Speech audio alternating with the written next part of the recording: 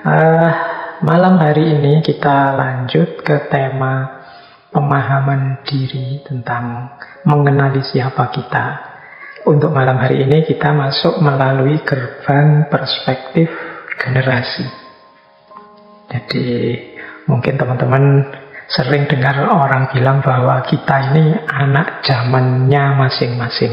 Setiap orang itu cara hidup, cara berpikir, cara berperilakunya itu banyak dipengaruhi oleh situasi zamannya. Nah, berarti konstitusi diri kita di antara jalan untuk mengenali siapa kita itu antara lain bisa lewat pintu generasi ini. Kita ini anak zaman yang mana? Kita termasuk generasi yang mana?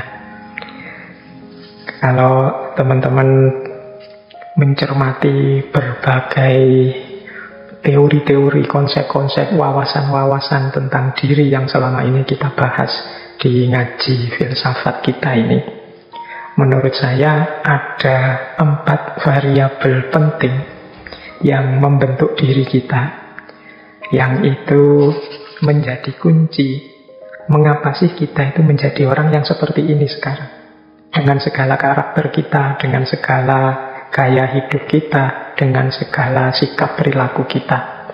Ini kesimpulan saya saja secara general. Jadi 4 variabel itu yang membentuk diri kita itu. Yang pertama, variabel yang paling kecil adalah situasi konkret yang sering kita hadapi sehari-hari.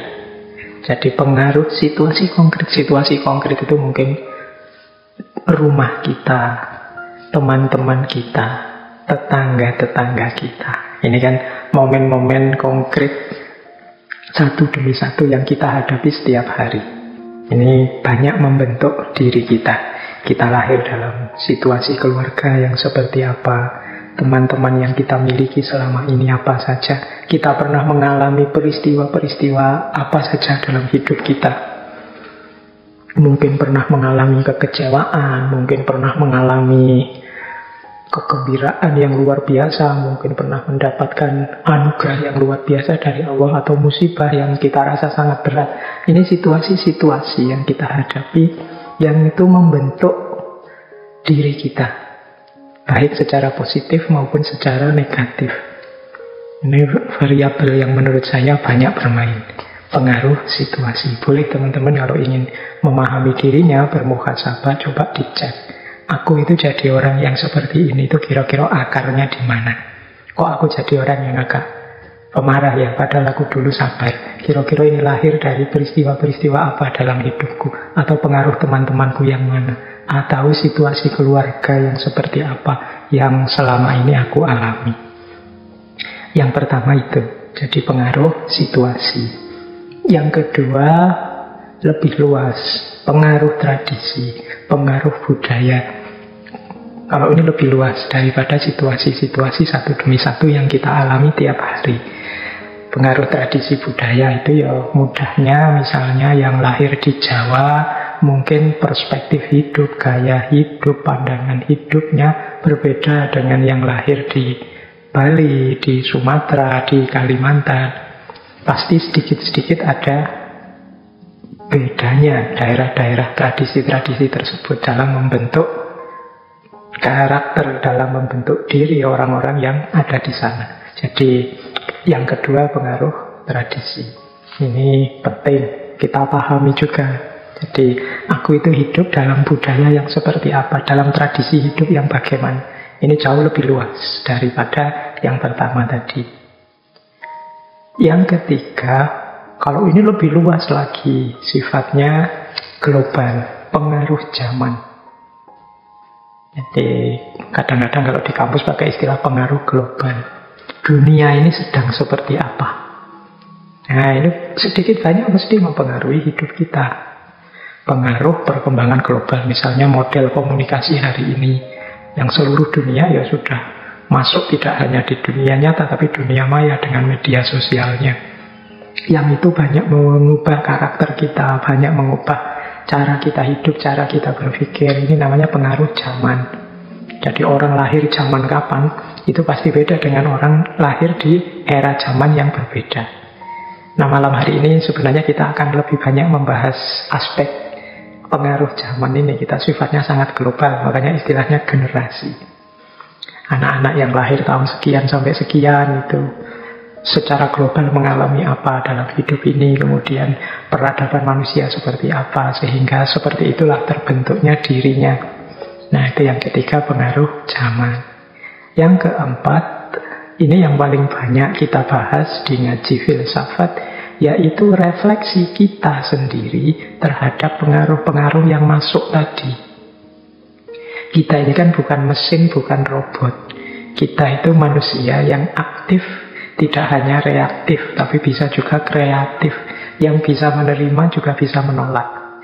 Yang bisa berefleksi, memikirkan sesuatu untuk dipilih, untuk ditentukan. Nah, ini yang pengaruh yang keempat. Mungkin kita hidup dalam situasi yang serba prihatin misalnya. Tapi kan hasilnya tidak melulu kemudian negatif. Bisa juga positif. Lahir di situasi serba prihatin, kita menolak untuk menyerah, kita hidup dengan penuh semangat untuk mengalahkan keprihatinan itu. Nanti yang lain lahir di situasi yang sama, tapi dia menyerah dengan situasi prihatinnya dan dia milih pasrah saja. Dan ini kan refleksi masing-masing orang terhadap situasinya. Lahir dalam budaya tertentu, Jawa, Kalimantan, Sumatera, tapi kan tidak pasti sama persis orang ini karakter gaya hidupnya sebagaimana budaya tempat dia lahir. Orang bisa menolak, bisa menerima, bisa negosiasi, bisa melakukan filter-filter, milih-milih, dan lain sebagainya. Ini yang keempat. Jadi karena manusia itu bukan robot, manusia itu tidak mekanis insting saja, tapi dia punya akal budi. Tentu saja pengaruh-pengaruh tadi ya, bisa diterima, bisa ditolak. Yang jelas ini yang mempengaruhi konstitusi dirinya. Jadi saya orang sini Pak, tapi karakter saya kembangkan dengan cara berbeda dengan orang sini. Karena menurut saya yang lebih bagus yang seperti ini. Nah, itu mungkin saja terjadi. Itu bahasa saya refleksi atas pengaruh-pengaruh tadi. Nah, kalau teman-teman ingin lebih dalam di empat ini, ya silahkan dicermati diri kita masing-masing ini. Aku ini orang yang seperti apa sih? Mengapa kok aku begini? Oh, karena pengaruh situasi hidupku, peristiwa tahun sekian, peristiwa tentang ini. Oh, ini karena pengaruh lingkunganku yang rata-rata orang Jawa, rata-rata orang Muslim, teman-temanku yang sebagian besar akademisi, dan lain sebagainya. Oh, ini pengaruh global, zamannya memang seperti ini. Semua orang sekarang cara hidupnya ya banyak dipengaruhi oleh dunia maya, dunia digital. Jadi mau tidak mau saya sekarang begini. Nah, itu muhasabah kita tentang diri, termasuk refleksi-refleksi kita terhadap pengaruh-pengaruh tadi. Meskipun aku ngalami peristiwa pahit itu, apa ya aku harus menyerah saja atau berjuang terus? Nah, itu juga variabel yang bermain dalam membentuk diri kita. Khusus untuk malam hari ini kita banyak membahas nanti ke pengaruh zaman, pengaruh kedudukan kita sebagai satu generasi. Ini teman-teman kan sering akhir-akhir ini mendengar orang istilah, wah ini generasi milenial nih, wah ini generasi Y, generasi X, generasi Z, dan lain sebagainya. Nah, malam hari ini kita tengok sebentar ya, biar tidak hanya kita dengar-dengar saja istilah-istilah itu. Malam hari ini kita belajar sebentar. Memang kenapa sih kalau kita itu masuk generasi yang milenial? Memang kenapa sih kalau kita itu masuk generasi X atau masuk generasi Z misalnya? Yang malam hari ini kita belajar itu sambil kita amat-amati diri kita. Seperti itu atau tidak kita. Mungkin ya, mungkin tidak. Wah, ya seperti saya bilang tadi, setiap teori itu kan ada wadahnya sendiri-sendiri. Dan juga manusia itu bukan robot yang pasif. Dia bisa menolak, bisa menerima. Baik, untuk tema kita malam hari ini, jadi begini. Kalau teman-teman ingin belajar tentang teori generasi ini yang banyak dibahas sekarang, banyak disebut-sebut orang, ada beberapa tokoh yang terkenal membahas tentang generasi. Yang saya ingat pertama misalnya Karl Mannheim. Karl Mannheim itu nulis satu artikel yang judulnya The Problem of Generation. Ini tahun 1923. Nah, boleh kalau teman-teman nyari, kelihatannya online itu bisa dibaca artikelnya tentang The Problem of Generation. Tapi yang paling terkenal teori generasi itu adalah tulisan-tulisan dari dua orang ahli, dua orang penulis dari Amerika, namanya William Strauss dan Neil Howe. Ini mereka berdua ini nulis satu buku yang judulnya Generation tahun 1991. Nah, buku Generation ini isinya sebenarnya membahas sejarahnya Amerika Serikat yang mundur sejak tahun sekitar 1500-an sampai tahun ketika buku itu ditulis. Nah, buku Generation ini nanti dilanjutkan buku selanjutnya yang judulnya The Fourth Turning tahun 97. Ini juga meluaskan teorinya yang kemudian banyak dipakai orang, tidak sekedar untuk Amerika saja, tapi biasanya dipakai, dipinjam untuk membaca berbagai generasi di seluruh dunia. Disitulah nanti kita yang teman-teman sering dengar istilah generasi milenial lah, generasi X ya, generasi Z lah, dan lain sebagainya. Jadi kalau yang ingin mendalam, silahkan dibaca buku-buku tadi, diperdalam. Meskipun banyak sekali kritik-kritik. Menarik kalau teman-teman mencermati problem generasi ini. Kalau teman-teman membuka ayat-ayat Al-Quran, salah satu hal yang harus kita seriusi dalam hidup, bahkan dalam Al-Quran di surat An-Nisa ayat 9 itu, hal generasi ini yang harus kita seriusi diperintahkan untuk kita takutkan. Ini menarik ya, agama itu kan biasanya melarang kita takut pada apapun selain pada Allah. Tapi di surat An-Nisa ini kita disarankan wal yahsya. Jadi hendaklah engkau takut. Takut itu berarti jangan sembrono, jangan kamu anggap sepele. Jadi wal yahsyal ladzina law taraku min khalfihim dzurriyyatan di'afa. Jadi hendaklah takut kepada Allah orang-orang yang seandainya meninggalkan di belakang mereka anak-anak atau generasi yang lemah. Jadi hendaklah mereka takut pada Allah kalau meninggalkan generasi yang lemah. Karena generasi ini ya kuncinya peradaban manusia. Kalau generasinya rusak, ya peradaban manusia rusak. Kalau peradaban manusia rusak, ya bumi ini mungkin juga rusak. Bumi ini diamanatkan pada manusia untuk mengelolanya. Berarti problem generasi ini problem penting, ditegaskan oleh Al-Quran sendiri. Kita harusnya lebih serius agar tidak meninggalkan generasi yang lemah.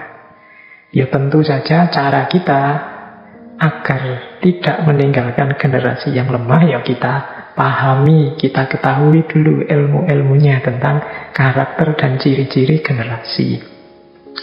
Baik, silakan nanti yang tertarik ayat itu didalami, dibaca lagi, dicari tafsirnya. Bagaimana kalau versi Al-Quran membangun generasi yang kuat. Mungkin lain waktu kita bisa masuk yang dari perspektif Islam. Malam hari ini kita perdalam dulu wacana yang dipopulerkan oleh Strauss and Howe tadi. Baik, kita awali dari definisi tentang generasi. Yes, teman-teman pastinya sudah paham lah ya, saya tidak perlu menjelaskan detail apa itu generasi. Orang sering mendefinisikan generasi secara mudah sebagai semua orang yang lahir dan hidup di waktu yang sama, secara bersama-sama, secara kolektif. Jadi siapapun yang rentang waktu durasi hidupnya sama, waktu hidup di dunia ini sama, pengalamannya sama, merasakan peristiwa-peristiwa besar sama, yaitu namanya satu generasi. Misalnya kita seluruh dunia 2 tahun terakhir ini mengalami pandemi. Nah, generasi yang mengalami pandemi itu kan namanya orang yang hidup di generasi sekarang. Jadi orang yang hidup di waktu yang sama dan kolektif. Kalau ada satu peristiwa, yang lain ngerti semua atau ngalami semua. Atau kadang didefinisikan sekelompok orang dalam satu populasi yang mengalami peristiwa penting yang sama dalam periode waktu tertentu, yang itu satu rata-rata periode sekitar 20 sampai 30 tahun. Jadi ini diteorikan bahwa satu generasi itu ya sekitar 20 sampai 30 tahun.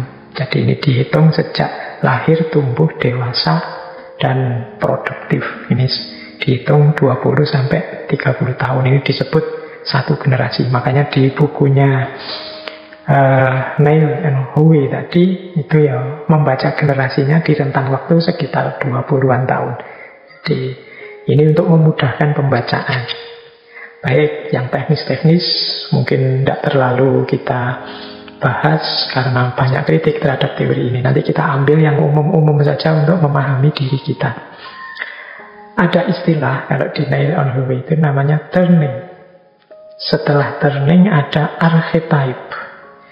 Ini sangat teoritis teman-teman, saya jelaskan ringkas saja. Jadi ada namanya turning. Kalau satu generasi tadi kan sekitar 20-30 tahun. Kalau turning ini satu putaran periode, itu sekitar 80-90 tahun. Jadi perjalanan hidup generasi itu mengalami turning, mengalami beberapa periode. Yang itu disebutkan misalnya ya, ada periode high, ada periode awakening, ada periode unraveling, ada periode krisis. Jadi ada periode puncak, bangkit, mengurai, dan kemudian krisis. Puncak itu periode ketika kita mengalami satu wilayah, satu daerah, mengalami kejayaan. Jadi biasanya cirinya institusi kuat, tapi individu-individu lemah karena banyak bergantung pada institusi. Maksudnya apa? Ini periode turning ini. Kalau di satu periode high ini, di satu wilayah ketika orang sedang mengalami gemah ripah loh jinawi, makmur, adil, tentram. Ini kan periode puncak. Generasi-generasi yang lahir di periode puncak ini ya tentu saja nanti karakternya beda dengan generasi yang lahir di periode yang berbeda. Jadi ini biasanya ya negara yang sedang makmur, wilayah yang sedang makmur. Anak-anak yang lahir, generasi yang lahir di era high ini generasi yang nyaman, nikmat hidupnya. Nah, cuma seperti cirinya era high ini, institusi kuat, individu-individu lemah.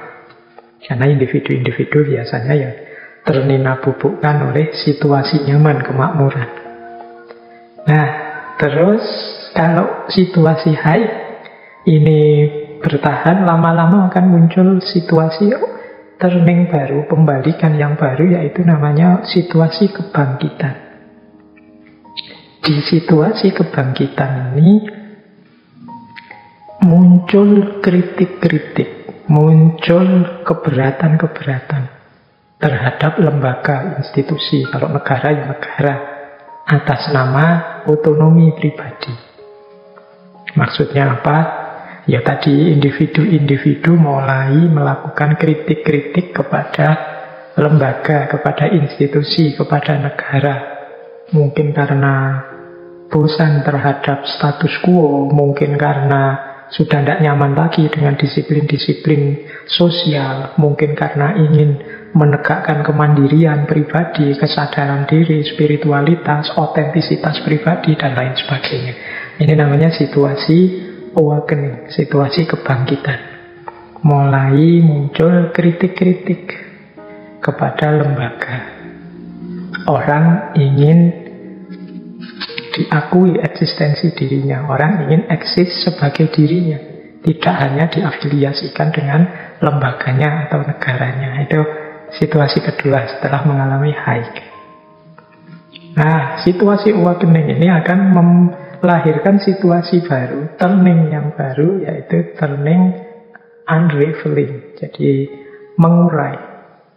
Kalau ini perkembangan dari situasi kebangkitan tadi, yang itu lama-lama lembaganya jadi lemah. Terus individu-individu semakin menguat. Jadi orang ingin mengedepankan eksistensinya sendiri-sendiri, saling tidak mau ngalah. Nah, situasi mengurai ini kalau lama-lama terjadi akan melahirkan situasi krisis. Situasi krisis ini sering disebut sebagai era kehancuran, era mungkin bisa perang, mungkin bisa revolusi. Jadi ketika institusi sama sekali runtuh. Nah, kalau institusi runtuh itu kan orang kemudian mulai lagi sadar untuk membangun, menciptakan paradigma hidup yang baru, menciptakan kesadaran bersama. Kita ini satu nasib, kita ini hidup di wilayah yang sama, perlu kestabilan, perlu kerjasama. Nah, ini buahnya krisis. Jadi setelah institusinya runtuh sama sekali, muncul kemudian upaya-upaya membuat kesepakatan baru. Nanti kalau sudah sukses, lama-lama sukses, jadi haik lagi. Haik itu situasi makmur lagi. Kalau sudah makmur, institusi kuat, masing-masing muncul egonya. Lahir awakening, kebangkitan. Kebangkitan tambah kuat, akhirnya institusi runtuh. Muncul krisis terus, berputar begitu. Itu namanya satu turning. Meskipun disimplifikasi dalam Mile on Highway, ya, satu turning itu sekitar 80 sampai 90 tahunan. Nah, satu putaran ini, generasi-generasi yang lahir di era haik, lahir di era awakening, lahir di era unraveling, atau lahir di era krisis, itu mentalnya beda-beda, karakternya beda-beda. Ini nanti antara lain yang jadi dasar dalam membaca generasi.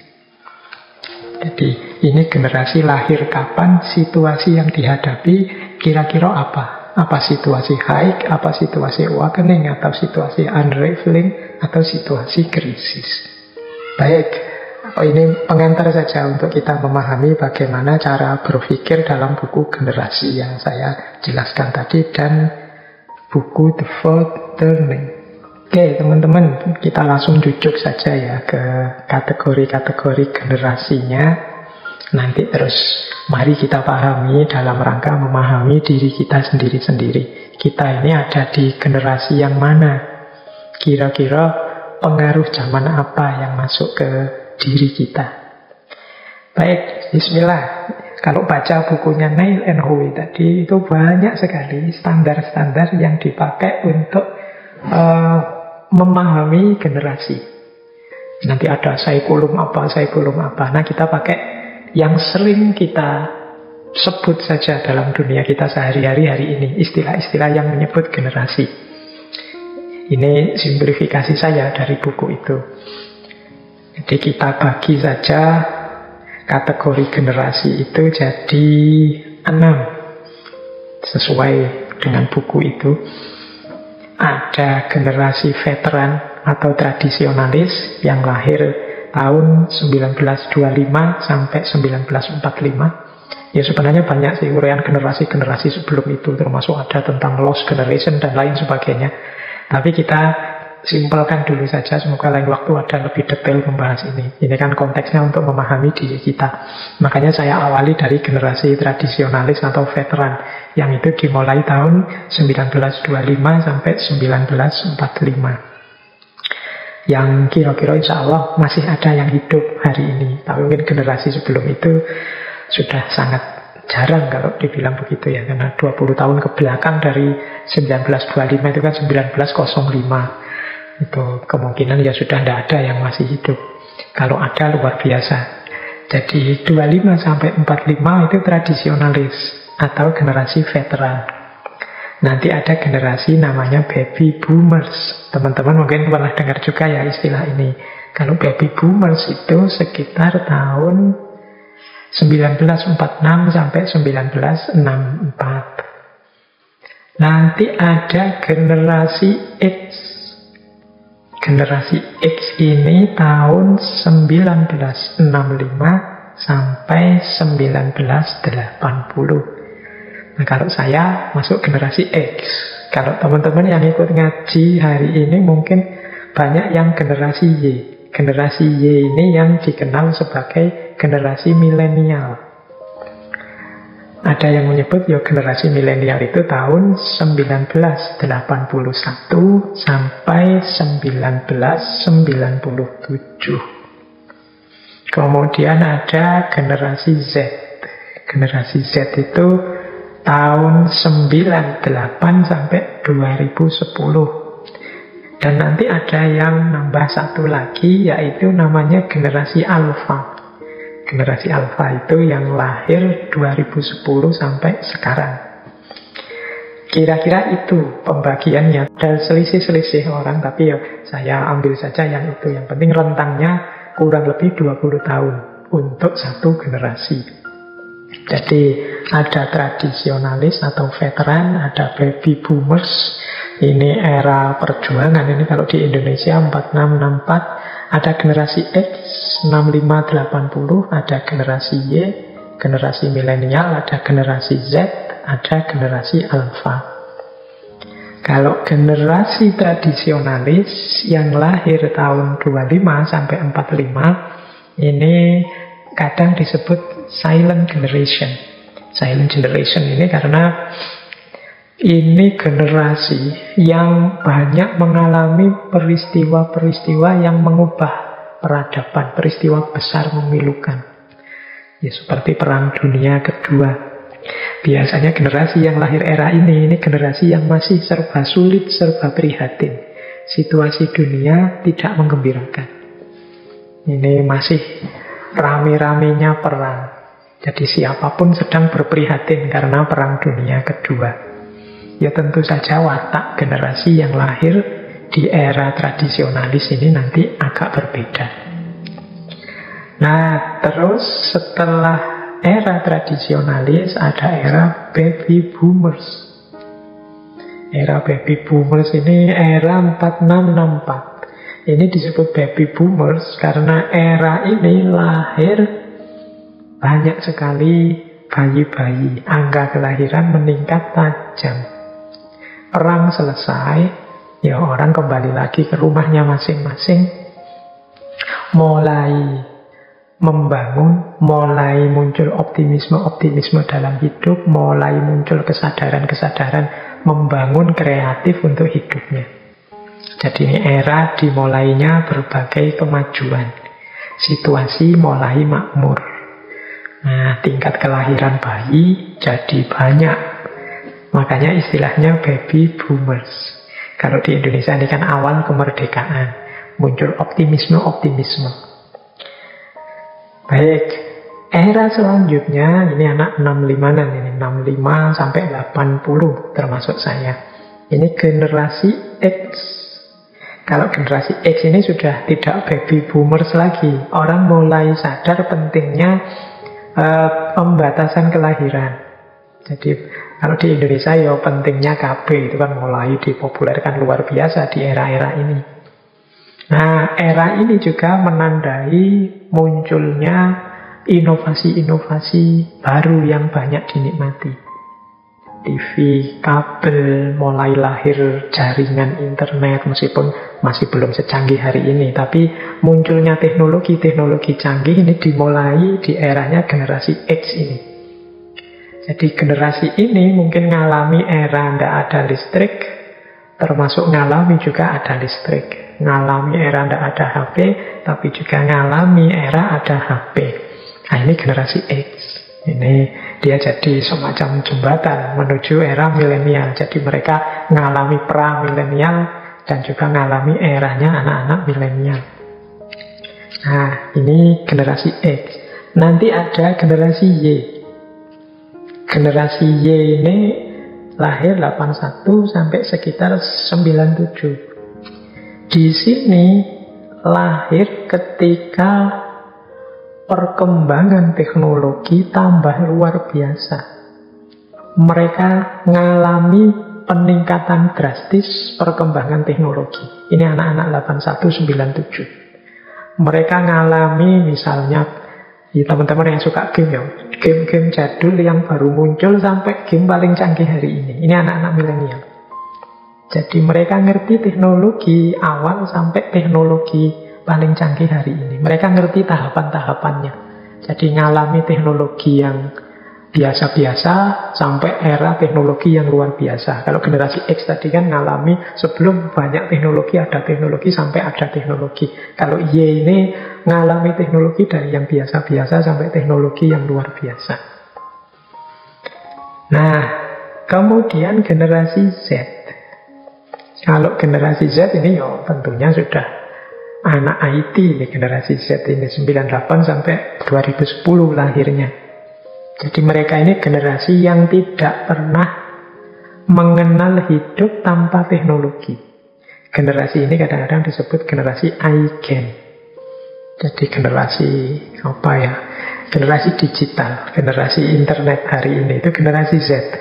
Ya anak-anak 98, anak-anak 2000 itu kan hari ini mungkin era-eranya mereka kuliah.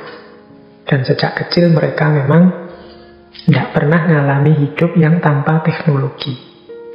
Nah, terakhir yang saya sebut tadi, ada yang nambahkan, hari ini ada generasi alfa. Ini generasi alfa ini anak-anak yang lahir di abad 21. Ini generasi alfa ini ya kebanyakan adalah anaknya generasi milenial. Jadi anak-anak dari generasi milenial ini generasi alfa. Bisa dibayangkan model hidup yang sepenuhnya di abad 21. Baik, nanti kita jelaskan satu-satu ya karakter-karakter pribadi-pribadi dari generasi-generasi ini. Paling tidak teman-teman sudah ngerti ya rentang waktunya, kemudian situasi hidup yang dihadapi oleh masing-masing generasi. Mari kita belajar pelan-pelan. Saya akan mengawali pemahaman diri kita, mengenali who am I kita dari sisi zaman. Saya awali dari generasi tua baby boomers. Saya tidak bahas yang tradisionalis veteran ya, mungkin karena sudah sangat sepuh. Kalau saya awali dari yang lahir tahun 25 sampai 45, mungkin lebih to the point biar tidak terlalu banyak makan waktu. Saya awali dari baby boomers. Dan nanti terakhir kita gali gimana sih cara kita membentuk karakternya. Tapi untuk sementara kita lihat karakternya dulu. Karakter baby boomers ini lahirnya sekitar tahun 46 sampai 64. Seperti tadi ya sudah dijelaskan. Secara umum begini, ya ini tetap ya teorinya bukan teori yang harga mati, tapi ini generalisasi. Mungkin di beberapa hal tampak over generalisasi. Generalisasi itu dipandang umumnya saja, biasanya saja. Nah, baby boomers ini generasi yang lahir pasca perang, yang saya sebut tadi mulai makmur, kemudian optimisme lahir, jiwa membangun muncul dengan sangat kuat. Ada beberapa karakter utama generasi ini. Yang pertama adalah work-centris. Jadi work-centris itu semangat kerjanya tinggi. Orang-orang ini yang baru mengalami situasi pahit karena perang, kekacauan, dan lain-lain, semangat membangunnya memuncak, maka etos kerjanya tinggi. Makanya istilahnya work-centris. Kita harus kerja. Nah, ini gaya baby boomers. Perubahan tidak akan terjadi kalau kita diam saja. Mari membangun. Ini gaya baby boomers. Kemudian yang kedua, kompetitif. Kompetitif itu berarti mereka ini bersaing, berlomba. Ayo, siapa yang lebih cepat, dia yang menang. Dia yang maju, yang unggul. Mari bikin inovasi. Mari melakukan temuan-temuan untuk menghasilkan kemajuan-kemajuan. Nah, jadi istilah progres, kemajuan, dan lain sebagainya itu populer sekali. Jadi gaya baby boomers itu kompetitif. Mereka ingin menang, tidak mau kalah dengan yang lain. Kalau sana maju, yuk kita harus maju juga. Kalau mereka sukses, kita juga harus sukses. Nah, ini gaya kedua. Jadi kompetitif. Nah, ini boleh teman-teman membandingkan dengan orang tuanya misalnya, atau kita yang mungkin Bapak Ibu ada yang mendengarkan ngaji malam ini, kira-kira cocok nggak ya generasi era ini itu kompetitif. Dia tidak nyaman kalau kalah dengan yang lain, dia inginnya maju. Dan work-centris, inginnya kerja keras. Kemudian self-reliant. Self-reliant itu mandiri. Kemandirian itu jadi kebanggaan tersendiri, ketidaktergantungan. Saya bisa memenuhi kebutuhanku sendiri. Dulu zaman Orde Baru di Indonesia, di era-era ini kan populer sekali istilah misalnya swasembada. Jadi bisa memenuhi sendiri kebutuhan-kebutuhannya. Self-reliance. Kemudian yang keempat, generasi baby boomers ini appreciate proses. Sangat menghargai proses. Ya kalau ingin sukses ya kerja. Kalau ingin berhasil ya berjuang. Sangat menghargai proses. Kemudian sangat menyukai self-improvement. Jadi bagaimana meningkatkan kualitas diri yang terus-menerus. Ini mental-mental yang dikembangkan mungkin oleh simbah-simbah kita hari ini. Jadi orang itu ya harus tambah baik, jangan jadi orang buruk, jangan jadi orang yang rankingnya turun, ranking kita harus naik terus. Nah kemudian etik. Jadi etik itu ya sangat menjunjung tinggi, mengedepankan moralitas, etika, akhlak, dan adab. Nah ini menjadi andalan dari kelompok baby boomers. Makanya adik-adik, teman-teman, ya jangan bosen, jangan jemu kalau sering dinasehati oleh simbah-simbahnya untuk jadi orang yang baik, yang sifatnya begini, begitu. Karena memang karakternya baby boomers itu fokus pada etik dan juga idealistik. Idealistik itu banyak ideal-ideal, banyak nilai-nilai hidup, nilai-nilai diri yang diperjuangkan. Jadi hidup berdasar nilai-nilai, berdasar norma, berdasar etik untuk meningkatkan diri, kemudian mengikuti proses, sadar proses untuk mandiri, hidup secara kompetitif dan kerja, work sentris. Itulah beberapa karakter yang baby boomers. Meskipun ada kritik juga, ada sedikit kecenderungan kelompok baby boomers itu punya karakter egoistik. Egoistik itu ya intinya kalau dia merasa benar ya sudah, sulit dikritik. Jadi versinya dia dianggap ya ini yang terbaik, kalian harus manut saya, ikut saya. Nah ini gaya baby boomers. Ya saya bilang tadi ini tidak harga mati, mungkin setiap orang beda-beda, tapi secara umum, secara global karakter baby boomers itu ya semacam ini. Work centris, kompetitif, self-reliant, appreciate proses, self-improvement, etik, idealistik, dan agak egoistik. Baik. Nah, sekarang kalau generasi selanjutnya setelah baby boomers, ini generasi X, ini 65 sampai 80. Ini mungkin kalau sebagian besar teman-teman yang mendengarkan, ya generasi X ini orang tuanya teman-teman hari ini. Itu mungkin kelahiran generasi X. Saya juga masuk generasi X. Ada sedikit beda. Di era ini sudah agak jauh dari perang, sudah mengalami kemakmuran. Sudah mulai muncul fasilitas-fasilitas teknologi. Nah, generasi X ini melanjutkan era baby boomers. Yang pertama punya karakter balance antara work and life. Jadi kalau generasi baby boomers cirinya pekerja keras, gimana caranya bekerja meningkatkan kualitas diri. Tapi generasi X ini ya kerja, tapi kerja untuk hidup, bukan hidup untuk kerja. Jadi bagi generasi X, kerja itu alat untuk memenuhi kebutuhan hidup. Jadi kerja itu alat, bukan tujuan. Nah ini cara berpikirnya generasi X. Kalau baby boomer tadi kan semangat sekali kerja, pokoknya ayo kerja.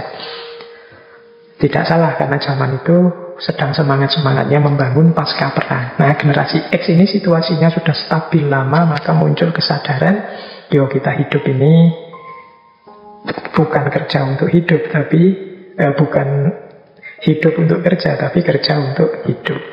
Jadi kerja itu alat untuk memenuhi tujuan hidup. Ciri pertama. Ciri kedua dari generasi X ini lebih fleksibel, lebih mudah beradaptasi, toleran terhadap berbagai gaya hidup. Saya bilang tadi generasi X ini mengalami era teknologi sangat sederhana atau tanpa teknologi, dan juga era teknologi canggih. Dan mereka ini karena mengalami perubahan-perubahan drastis dalam hidup ini, mereka lebih fleksibel. Jadi lebih mudah beradaptasi, lebih mudah menyesuaikan diri kalau terjadi perubahan-perubahan gaya hidup. Nah ini ciri kedua dari generasi X. Ciri ketiga, lanjutan dari karakter generasi X adalah individualistik. Jadi individualistik itu mereka lebih menghargai dirinya.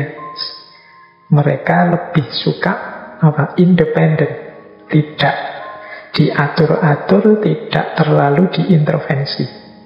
Mereka menghargai kebebasan plus tanggung jawab. Nah, ini cirinya generasi X. Kalau terlalu banyak diatur, mereka tidak suka. Kalau terlalu banyak dikekang, mereka tidak nyaman. Kalau boleh ya nyari celah untuk bisa bebas. Nah, ciri generasi X itu ya mungkin kalau banyak diatur ya dengan berbagai pertimbangan mereka kelihatan patuh, tapi sebenarnya mereka gembira, mereka lebih suka yang lebih bebas, yang tidak terlalu banyak aturan.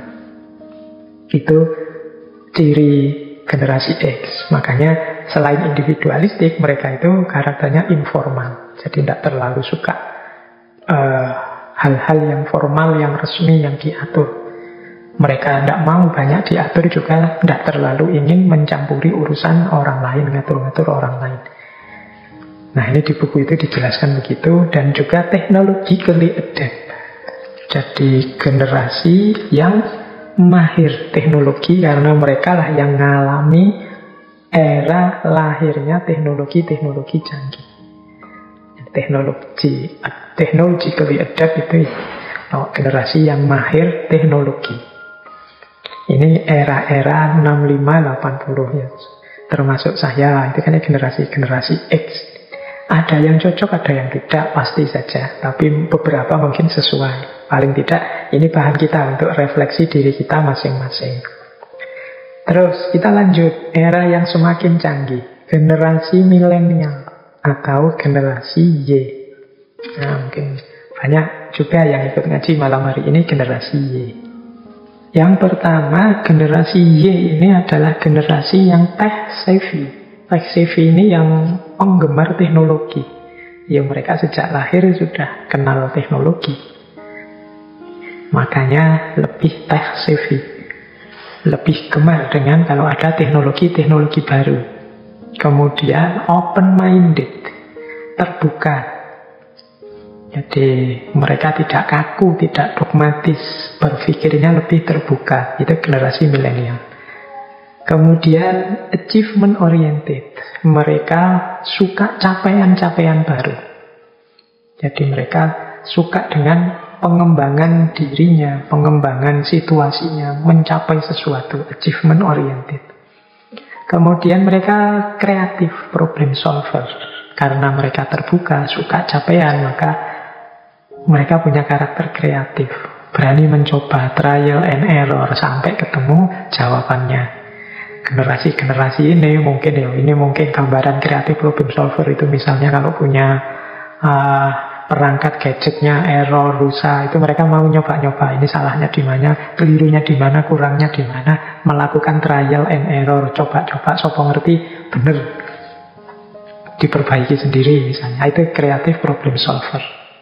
Kemudian yang kelima, social buff. Social buff ini suka dengan relasi sosial. Jadi mereka senang dengan komunitas-komunitas. Mereka mungkin suka membuat komunitas-komunitas sesuai versi, sesuai passion mereka masing-masing. Ini namanya social buff. Kemudian mereka ini generasi yang cirinya easily bored, mudah bosan. Jadi karena itu mereka ini terus jadi kreatif untuk tidak gampang bosan.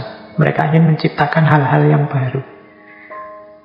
Nah, terus mereka ini self-centered. Self-centered itu membaca segala sesuatu terpusat pada dirinya. Memahami, melakukan segala sesuatu dengan fokus pada dirinya.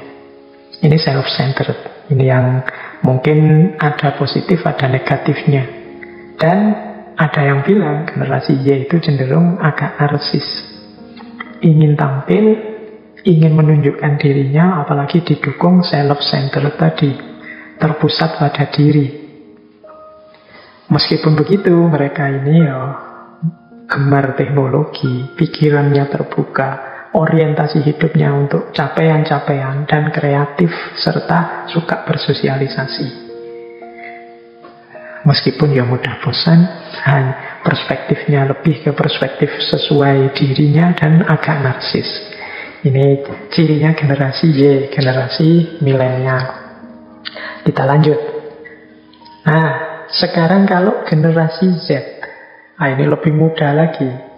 Generasi era 98 sampai 2010. Nah, beberapa mirip dengan generasi milenial, tapi meskipun beberapa ada pendalaman-pendalaman, penyangatan-penyangatan. Misalnya generasi Z ini sosial interaktif, suka melakukan interaksi sosial, termasuk yang melalui teknologi informasi atau yang hari ini kita kenal sosial media. Jadi generasi Z ini suka berinteraksi, suka kalau ditanggapi orang, suka mengomentari, suka juga kalau dikomentari, dijempoli. Jadi yang tadi generasi Y yang agak narsis ini diperkuat dengan sosial interaktifnya di generasi Z. Jadi generasi ini, makanya mungkin hari ini adik-adik anak-anak muda kita rame sekali di medsos dan lain-lain, ya memang karakter eranya begitu, generasi Z. Apalagi mereka ini punya ciri multitasker. Multitaskers itu yang multitasking. Dia tidak nyaman kalau melakukan kegiatan hanya satu saja.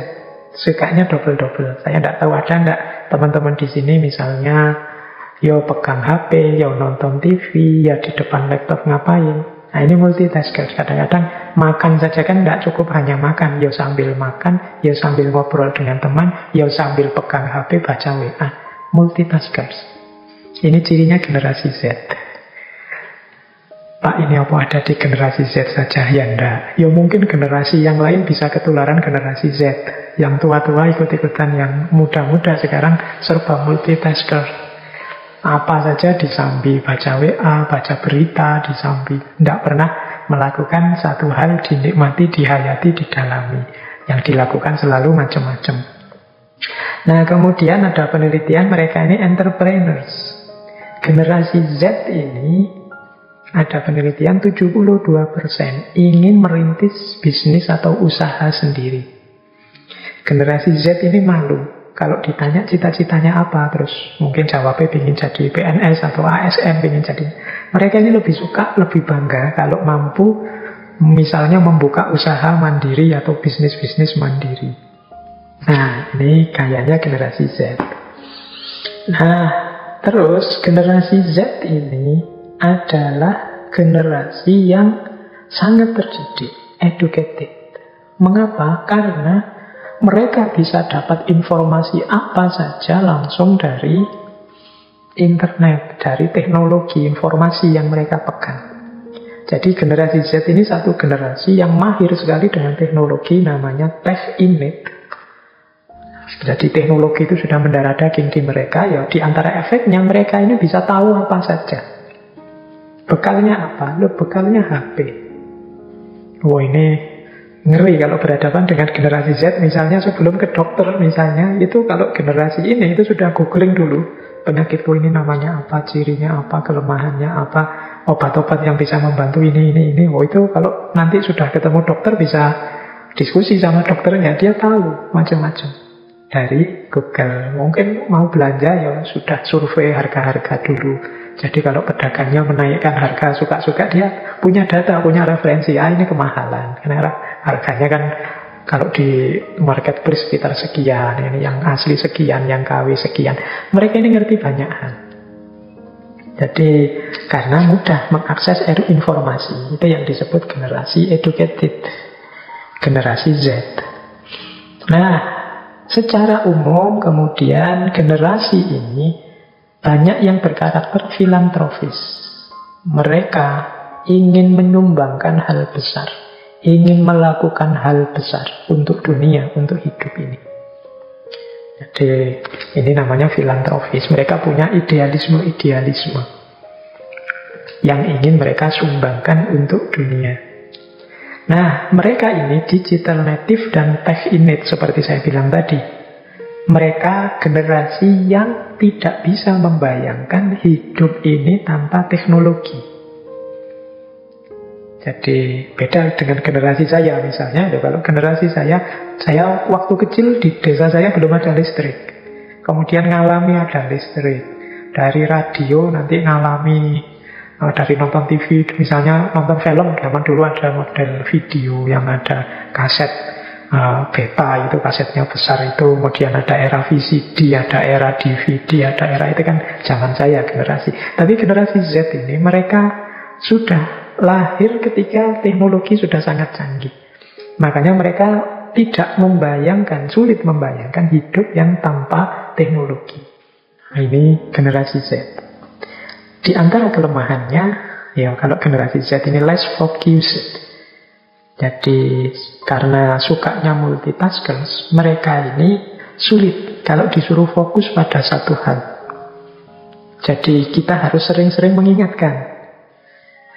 Ada penelitian yang bilang generasi ini span attention itu fokus perhatiannya itu bertahan hanya sekitar 8 detik.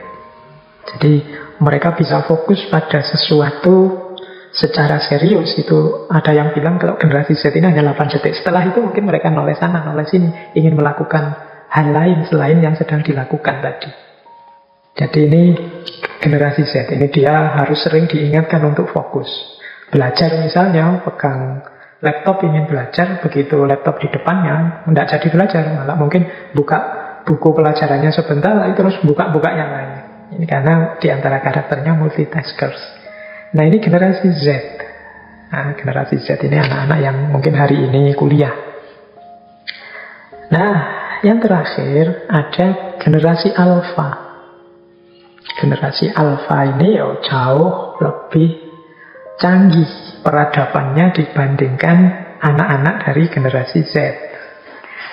Kalau tadi generasi Z tidak membayangkan hidup yang tanpa teknologi, generasi Alpha ini sudah lebih jauh dari itu. Mereka sudah, teknologi itu jadi habitnya. Jadi sejak kecil sudah akrab dengan teknologi. Mungkin sejak bayi sudah dikelilingi oleh perangkat teknologi canggih.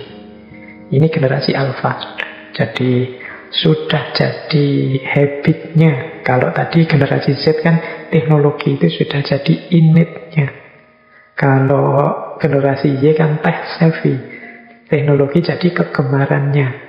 Kalau generasi X itu teknologi jadi keahliannya.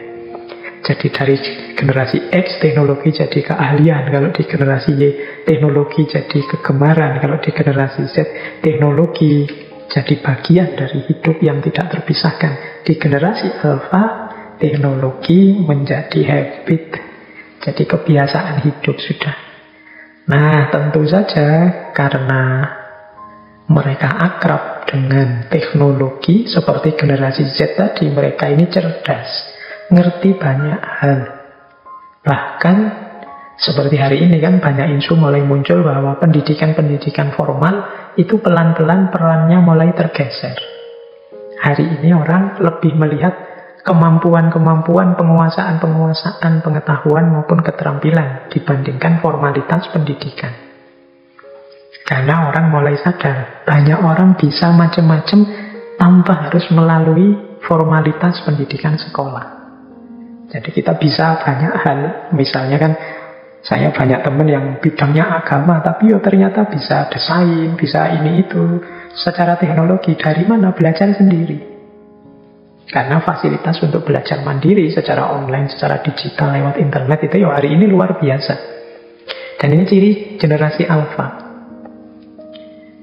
Nah, kemudian generasi Alpha, ini 2010 sampai hari ini punya perilaku bermain yang berbeda. Generasi Alpha ini tidak seperti generasi-generasi sebelumnya, mainnya 90% di dalam rumah. Permainan-permainannya generasi Alpha jangan dibayangkan sama dengan permainan-permainan game kita dulu. Meskipun game yang pakai teknologi, pakai laptop atau pakai komputer zaman dulu, mereka jauh lebih canggih permainannya. Anak-anak gamers mesti ngerti. Jadi mereka ini gamers, anak-anak yang punya ketertarikan terhadap permainan canggih yang luar biasa. Kemudian mereka ini tidak lagi akrab dengan materi-materi. Kalau sekolah itu ya dalam bentuk buku atau majalah. Mereka akrabnya segala sesuatunya ya digital. Jadi apa-apanya ya digital. Jadi mereka ini sudah sosok yang sama sekali berbeda dengan era saya. Kalau saya masih seneng buku-buku, seneng majalah-majalah. Kalau saya bilang, wah saya lebih nyaman kalau baca buku langsung, bukan yang ada filenya. Tapi anak-anak hari ini sudah tidak begitu lagi, karena mereka sudah terbiasakan sejak kecil. Jadi mereka kalau sekolah bawa buku banyak, itu sebenarnya mereka berontak, ngapain sih serumit ini, wong ya di Google saja ada, di online, di internet saja ada. Jadi mereka ngerti yang lebih praktis, lebih nyaman, lebih enak, lebih to the point. Tidak harus rumit. Nah, meskipun nanti mungkin karena guru-gurunya era generasi saya ya lebih diarahkan cara berpikirnya seperti guru-gurunya, seperti yang didik dia, yang masih harus buku, harus majalah, tugas ini itu, dan lain sebagainya. Nah, menarik kalau generasi alfa ini, mereka ini punya kecenderungan tidak hanya pengguna teknologi, tapi mereka lebih suka menciptakan teknologi sendiri. Hari ini mungkin teman-teman akrab ya dengan istilah coding dan lain-lain. Gimana mereka ingin bikin game versi dia sendiri, di mana mereka ingin bikin konten, bikin web, bikin yang versi dia sendiri. Jadi dia ingin menciptakan sendiri yang versi dirinya. Dan yang terakhir, generasi alfa itu ini terkena sindrom kecepatan, seperti dulu pernah kita bahas ya tentang filsafat kecepatan era postmodern di Paul Villario. Mereka juga cara berpikirnya ingin cepat dan instan, nyari yang praktis. Nggak harus bulat, nggak harus ruwet. Kalau misalnya dia punya barang rusak misalnya, ya kalau generasi alfa mending beli baru daripada menghabiskan biaya lebih banyak untuk memperbaiki. Kalau kita zaman saya mungkin dicoba-coba di otak-atik, siapa tahu bisa, siapa tahu itu. Kalau generasi alfa ini mereka tidak suka terlalu yang seperti itu. Mereka sukanya ya sudah rusak ya diserviskan sana. Kalau tidak memadai ya beli lagi baru saja. Ngapain sih kita nyoba-nyoba untuk memperbaiki, wong kita bukan ahlinya, bukan bidangnya, nanti malah habis tenaga, habis biaya, sia-sia. Itu cara berpikirnya generasi alfa. Jadi mereka inginnya yang logis saja, cepat, instan, segera selesai. Jadi, nah ada sedikit-sedikit beda bisa kita rasakan antar generasi ini. Generasi alfa, ke belakang ada generasi Z, ke belakang ada generasi Y, ke belakang ada generasi X, kemudian ada baby boomers. Karakter dan gaya hidupnya meskipun tidak berbeda sama sekali, ada ketidaksamaan. Gap antar generasi ini kadang-kadang bisa muncul masalah. Orang tua dengan anaknya, guru dengan muridnya. Ini harusnya kalau disadari betapa setiap orang itu, setiap generasi itu karakternya beda, mungkin lebih mudah bagi dunia pendidikan untuk gimana membentuk generasi-generasi ini sesuai ideal yang diinginkan, sesuai karakternya.